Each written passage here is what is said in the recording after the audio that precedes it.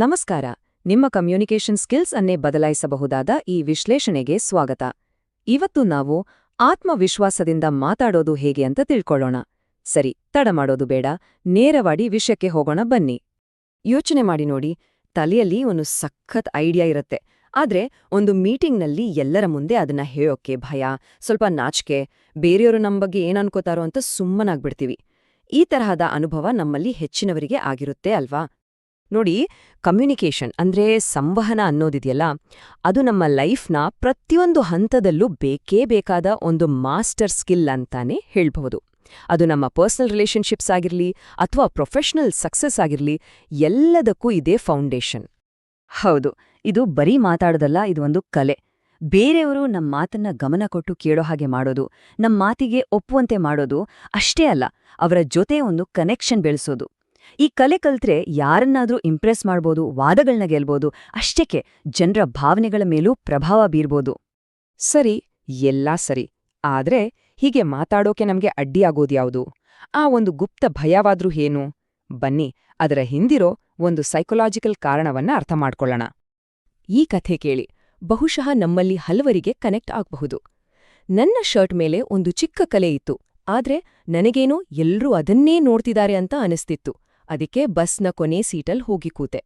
ಆಮೇಲೆ ಆಫೀಸ್ ಮೀಟಿಂಗ್ನಲ್ಲಿ ಒಂದು ಒಳ್ಳೆ ಐಡಿಯಾ ಇತ್ತು, ಆದ್ರೆ ಎಲ್ರೂ ನನ್ನನ್ನ ಜಡ್ಜ್ ಮಾಡ್ತಾರೆ ಅಂತ ಹೆದರಿ ಸುಮ್ಮನಾಗ್ಬಿಟ್ಟೆ. ನೋಡಿ, ಈ ಫೀಲಿಂಗ್ ತುಂಬಾ ಕಾಮನ್. ನಮ್ಗೆ ಹೀಗೆ ಅನ್ಸೋಕೆ ಒಂದು ಕಾರಣ ಇದೆ. ಇದಕ್ಕೆ ಸೈಕಾಲಜಿಯಲ್ಲಿ ಒಂದು ಹೆಸರು ಇದೆ. ಅದೇ ದಿ ಸ್ಪಾಟ್ಲೈಟ್ ಇಫೆಕ್ಟ್. ಅಂದ್ರೆ ನಮ್ಮೇಲೆ ಒಂದು ದೊಡ್ಡ ಸ್ಪಾಟ್ಲೈಟ್ ಬಿದ್ದಿದೆ, ಇಡೀ ಪ್ರಪಂಚ ನಮ್ಮನ್ನೇ ನೋಡ್ತಿದೆ ಅಂತ ನಾವು ಅಂದ್ಕೊಳ್ಳೋದು. ಆದ್ರೆ ವಾಸ್ತವದಲ್ಲಿ ಹಾಗೆ ಇರೋದಿಲ್ಲ. ಹಾಗಾದ್ರೆ ಸತ್ಯ ಏನು ಗೊತ್ತಾ? ನಿಜ ಏನಂದ್ರೆ, ಜನರೆಲ್ಲ ಅವರವರ ಪ್ರಾಬ್ಲಮ್ಸ್ನಲ್ಲಿ ಬ್ಯುಸಿಯಾಗಿರ್ತಾರೆ. ಪ್ರತಿಯೊಬ್ರಿಗೂ ಅವರದೇ ಆದ ಒಂದು ಪ್ರಪಂಚ, ಅವರದೇ ಚಿಂತೆ. ನಾವು ಅನ್ಕೊಂಡಷ್ಟು ಯಾರೂ ನಮ್ಮ ಬಗ್ಗೆ ತಲೆಕೆಡ್ಸ್ಕೊಳ್ಳಲ್ಲ. ಇದನ್ನ ಅರ್ಥ ಮಾಡ್ಕೊಂಡ್ರೆ ಸಾಕು, ಅರ್ಧ ಭಯ ಹೊರಟೋಗುತ್ತೆ ಅಲ್ವಾ? ಓಕೆ, ಈ ಸ್ಪಾಟ್ಲೈಟ್ ಎಫೆಕ್ಟ್ನಿಂದ ಹೊರಗೆ ಬರೋದು ಹೇಗೆ? ಅದಕ್ಕಿರೋ ಒಂದೇ ಒಂದು ದಾರಿ ಅಂದ್ರೆ ಅಭ್ಯಾಸ. ಹೌದು, ಪ್ರಾಕ್ಟೀಸ್ ಮಾಡೋದ್ರಿಂದ ಮಾತ್ರ ಈ ಭಯವನ್ನ ಗೆಲ್ಲೋಕೆ ಸಾಧ್ಯ. ಹಿರಿಯರು ಒಂದು ಮಾತು ಹೇಳ್ತಾರೆ, ಅಭ್ಯಾಸವೇ ಪರಿಪೂರ್ಣತೆಗೆ ದಾರಿ ಅಂತ. Practice makes a man perfect. ನಾವು ಒಂದು ವಿಷಯವನ್ನ ಎಷ್ಟು ಹೆಚ್ಚು ಮಾಡ್ತೀವೋ ಅದ್ರಲ್ಲಿ ಅಷ್ಟೇ ಪರ್ಫೆಕ್ಟ್ ಆಗ್ತಾ ಹೋಗ್ತೀವಿ. ಇದು ಮಾತಿಗೂ ಅಷ್ಟೇ ಅನ್ವಯಿಸತ್ತೆ. ಸರಿ, ಪ್ರತಿದಿನ ಪ್ರಾಕ್ಟೀಸ್ ಮಾಡೋಕೆ ಇಲ್ಲಿ 3 ಸಿಂಪಲ್ ಟಿಪ್ಸ್ ಇದೆ. 1. ಆನ್ಲೈನ್ ಆಪ್ಸ್ ಬಳಸಿ ಅಪರಿಚಿತರ ಜೊತೆ ಮಾತಾಡಿ. 2. ಯಾವ್ದಾದ್ರೂ ಕಸ್ಟಮರ್ ಕೇರ್ಗೆ ಕಾಲ್ ಮಾಡಿ 1-2 ನಿಮಿಷ ಸುಮ್ನೆ ಮಾತಾಡಿ. 3ನೇದು, ಹಾಗೂ ಎಲ್ಲಕ್ಕಿಂತ ಮುಖ್ಯವಾಗಿ, ನಿಮ್ಮದೇ ಫೋನ್ನಲ್ಲಿ ನೀವೇ ಮಾತಾಡೋದನ್ನ ರೆಕಾರ್ಡ್ ಮಾಡ್ಕೊಳ್ಳಿ. ಈ ಚಿಕ್ಕ ಚಿಕ್ಕ ಹೆಜ್ಜೆಗಳು ದೊಡ್ಡ ಬದಲಾವಣೆ ತರುತ್ತೆ. ಓಕೆ, ನಮ್ಮೊಳಗಿನ ಭಯವನ್ನ ಕಡಿಮೆ ಮಾಡ್ಕೊಳ್ಳೋದು ಒಂದು ಭಾಗ ಆದ್ರೆ, ಇನ್ನೊಂದ್ ಕಡೆ ಮೊದಲ ಭೇಟಿಯಲ್ಲೇ ಬೇರೆಯವರ ಮೇಲೆ ಒಳ್ಳೆ ಇಂಪ್ರೆಷನ್ ಮೂಡಿಸೋದು ಹೇಗೆ? ಬನ್ನಿ, ಅದಕ್ಕೆ ಕೆಲವು ಸಿಂಪಲ್ ಟೆಕ್ನಿಕ್ಸ್ ನೋಡೋಣ. ಒಳ್ಳೆ ಫಸ್ಟ್ ಇಂಪ್ರೆಷನ್ಗೆ ಇಲ್ಲಿ 3 ಸೂಪರ್ ಟೆಕ್ನಿಕ್ಸ್ ಇದೆ. ಮೊದಲನೇದು ಫ್ಲಡಿಂಗ್ ಸ್ಮೈಲ್ ಅಂತಾರೆ, ಅಂದ್ರೆ ಒಂದು ತುಂಬು ಹೃದಯದ ನಿಜವಾದ ನಗು. 2ನೇದು, ಮಾತಾಡ್ಬೇಕಾದ್ರೆ ನೇರವಾಗಿ ಕಣ್ಣಲ್ಲಿ ಕಣ್ಣಿಟ್ಟು ಮಾತಾಡೋದು. ಇದು ನಮ್ಮಲ್ಲಿರೋ ಕಾನ್ಫಿಡೆನ್ಸ್ ತೋರ್ಸುತ್ತೆ. 3ನೇದು, ಅವರ ಹೆಸರನ್ನ ಬಳಸಿ. ಪ್ರತಿಯೊಬ್ಬರಿಗೂ ಅವರ ಹೆಸರು ಕೇಳೋದು ಅಂದ್ರೆ ತುಂಬಾ ಇಷ್ಟ. ಇದರಿಂದ ಅವರು ಮುಖ್ಯ ಅನ್ನೋ ಭಾವನೆ ಬರುತ್ತೆ.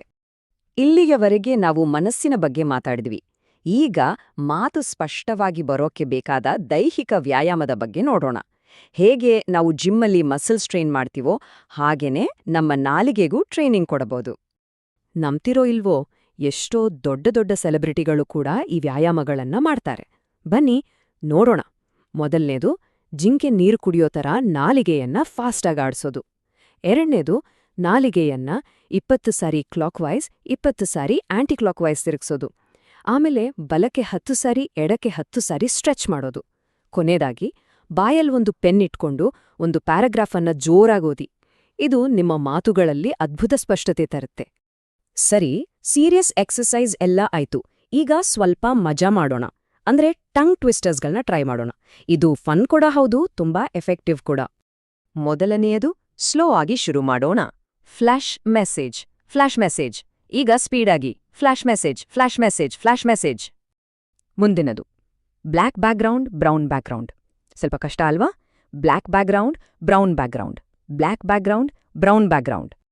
ಇದು ಎಲ್ಲರಿಗೂ ಗೊತ್ತಿರೋ famous tongue twister. She sells she shells by the ಸೀಶೋ.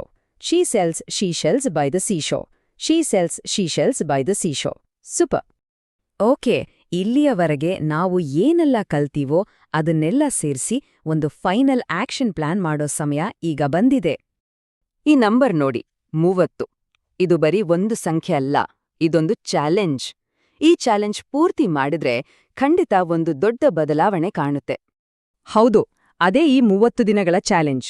ಮಾಡ್ಬೇಕಾಗಿರೋದಿಷ್ಟೇ, ಪ್ರತಿದಿನ ನಿಮ್ ಫೋನ್ ತೆಗೆದು ನೀವೇ ಮಾತಾಡೋದನ್ನ ಒಂದು ಚಿಕ್ಕ ವಿಡಿಯೋ ರೆಕಾರ್ಡ್ ಮಾಡಿ, ಅಷ್ಟೇ.